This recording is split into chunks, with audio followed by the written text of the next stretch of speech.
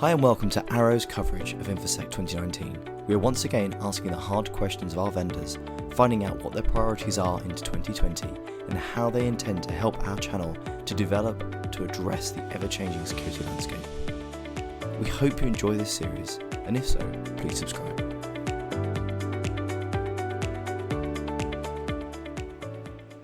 Okay, and we're back. So I'm now joined by Ixia. So what's your name and where'd you come from? Hi, my name is John Adams. I'm actually out of Georgia in the U.S., but I'm Wow. actually based in Mainz, Germany at this time. So working with the channel in EMEA for Ixia. Fantastic.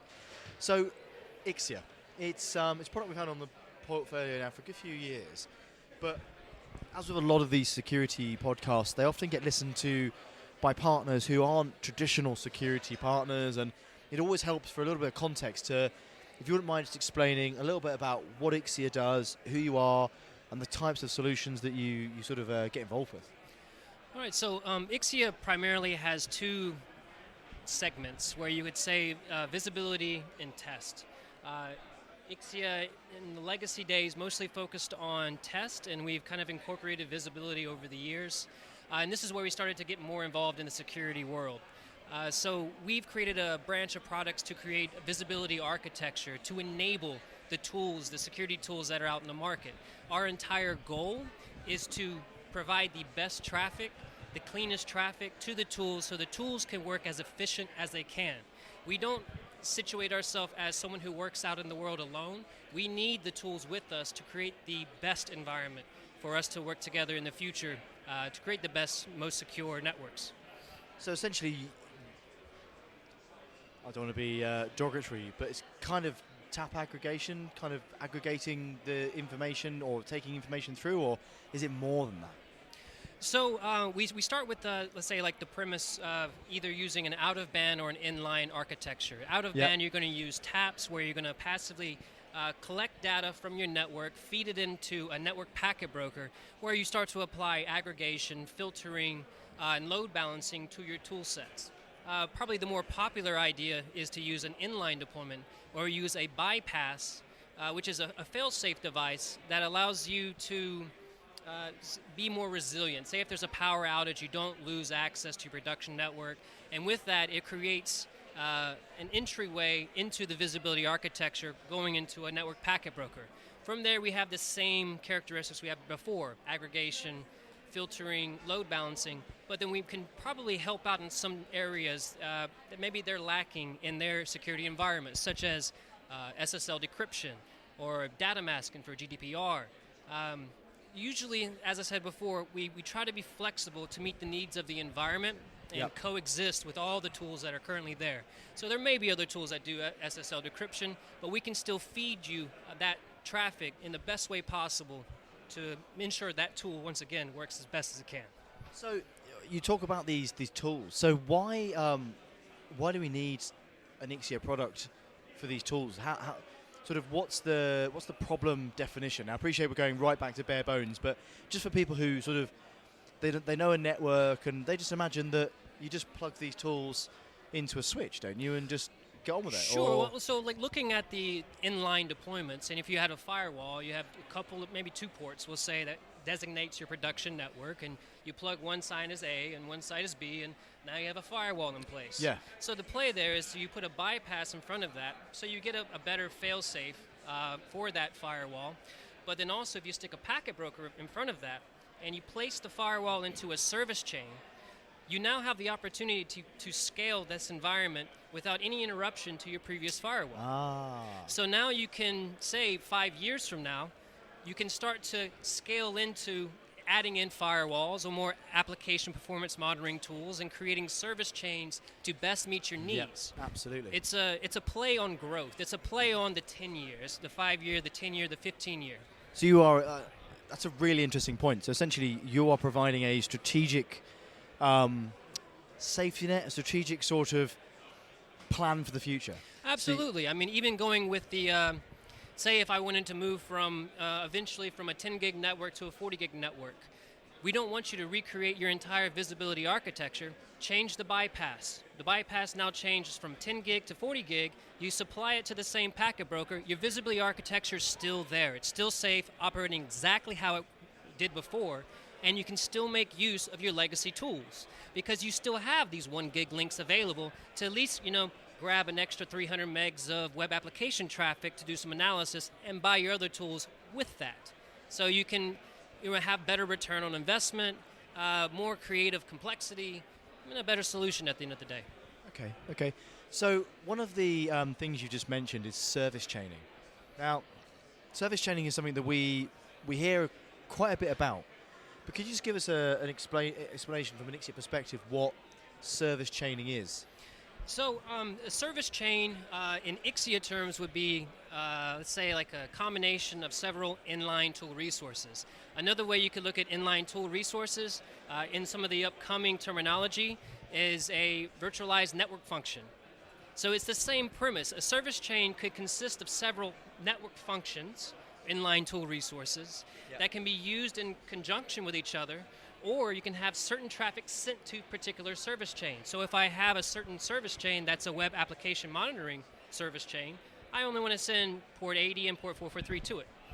So this a service chain would just consist of your firewalls, your application performance monitors, and whatever else might be necessary for you to complete your job. But I suppose almost more importantly, if I'm understanding you correctly, is that you could create a service chain for a specific application. So if you had an application that needed to be monitored in a certain way, needed a certain profile of security architecture around it, you could build a service chain that was specific to that application to perform the best possible protection, the best possible availability of that application. And then for another application, you could build a completely separate service chain which gave that the best possible security and platform to be able to deliver the best quality of service to the end users. Absolutely. As I said, this is a flexibility platform. We are looking to enable the tools and ensure they work the best they can. We're not going to send you traffic you don't need. And more so, you don't want to have to deal with load distress due to traffic that's coming in that you don't need. Yeah. So specialize your service chains to certain applications, specialize your service chains to do to be ready to scale. Create the best environment for your tools at the end of the day. So you said as well about virtual. Now, I'm aware of sort of some competitive tap aggregation type products that sit physically, but does Ixia have a virtual version as well, so you can start to provide sort of flowing down into sort of software-defined networking as well as physical networking? Absolutely. So as we see the migrations into the cloud and coming more into a hybrid cloud environments as we see in the future, we've had a legacy Cloud Lens VTAP that focused more on vSwitch tapping. We've recently created a new concept using sensors. In this form of tapping, we tap the containers that will be deployed. And once again, containers, you can kind of correlate to virtualized network function so that you can tap into these services alone and still feed that traffic out GRE to your packet brokers or to your visibility environment, whatever that may be. Wow, so I mean, you can literally totally transcend what the physical architecture or the virtual architecture or the cloud or the container architecture is. Absolutely, and for me, most of my career's been spent as a technician, network operations centers, running around trying to fix things. And the worst feeling you have is, man, I wish I could have a better way to do this. This enables that. This allows you to create a new way to approach the problems we've always been facing. So with the flexibility of, having your out-of-band tapping, an inline solution, a virtualized solution, getting all the traffic to where you need it to be, as slim, as efficient to where the tools need it. To me, it creates the proper visibility architecture that can support you for the next 10 years, 15 years in the future. Yeah, and what I love is that obviously you don't know where the future is going to go. I mean, I don't think that anyone could have predicted that containers were going to have the impact that they did as quickly as they did. Cloud, I think we're moving into a different place. So having a platform whereby it will scale with you and the other nice thing is it's not rip and replace. So often we find that these technologies are, well, yeah, that's great, but actually, if you want to go bigger, or if you want to go wider, or if you want to go deeper, then it's a forklift upgrade from A to B. And we can sit there forever and operate, and that's fine. But actually, you guys are saying, and being able to support the legacy, and I think that's something that's very under. What's the right word? Sort of underutilized in the world today. So many people sort of focus on, well, we can help you to move to the next. We can help you to move to the next. But more often than not, you've got skills and capabilities in the legacy. So being able to support the legacy and maintain what you had because it works and it's what everyone knows and it's giving and supporting the applications is really powerful. Absolutely. I mean, we're not going to see people jump jobs in the next 10 years in a lot of places. They're going to stay in these fields and work on the same equipment. And I'd say that's one of the hardest things. Moving between equipment and software is different interfaces, different ways to integrate these into your solutions, and perhaps it might not be necessary for you to make these leaps right now, but being prepared to do that might be very valuable for you. With that, you can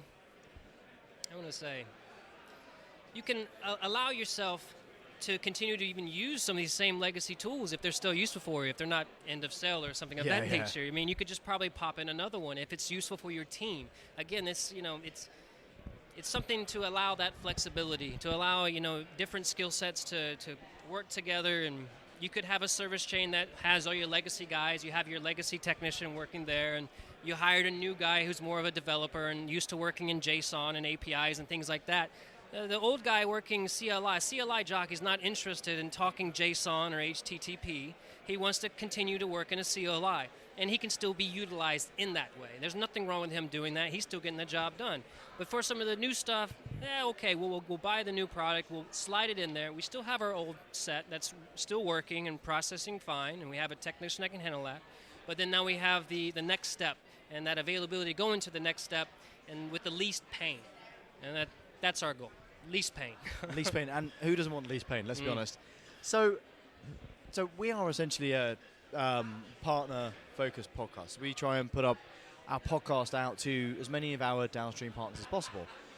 Now, as a downstream partner talking to a customer, what sort of questions or what sort of talking points would be advantageous to ask to sort of identify an opportunity for Ixia? I mean, what sort of questions would you ask to a customer to sort of go, I think I know the problem. I think I know the solution to your problem. So I'll be honest. I'm more on the technical side, so I haven't had a lot of these conversations. But this is where I would say, like, and it actually kind of goes with Arrow's 5-year out. And I think that's actually a great place to start. Where are you going to be 5 years from now? Yeah. I see you have this wonderful network. You're secure. You're happy. When generally, we're coming just to give portfolio updates, give new information on new products and things like that. Question is, what's happening to you 5 or 10 years from now? Yeah. Are you going to go through a network expansion? Are you going to have to include certain new security tools to deal with GDPR regulations? And these type of things, need to be addressed now, because if you try to address them on the immediate need of the change, you're going to find that you're going to be pushing back projects for 6 months to a year, and that's just money lost. And what I love is all the questions you've just answered, I don't know the answer to, but I can almost definitely say, yes, I am going to have more tools that I need to implement over time. Yes, I am going to need to deal with GDPR or whatever comes after GDPR or as part of GDPR. And absolutely, if I am a business that turns around and goes, no, I don't imagine I'm going to expand over time, then you're either expanding or you're going out of business. So actually, it's a great way to turn and go, let me sell you, structure for the future. Let me sell you something that can sit there and help you to transparently scale over time.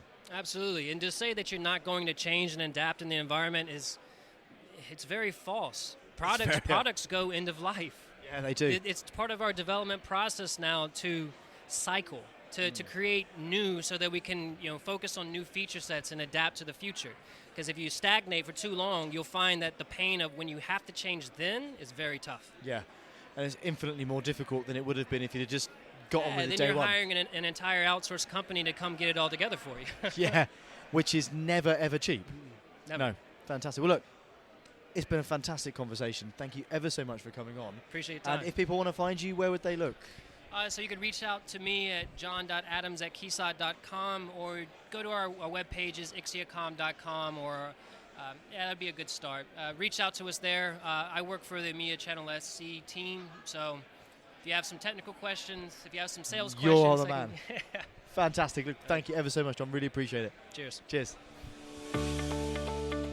Thanks for listening. We hope you enjoyed it. Please come back again next week for the next instalment of our exciting coverage from InfoSec' 2019. See you then.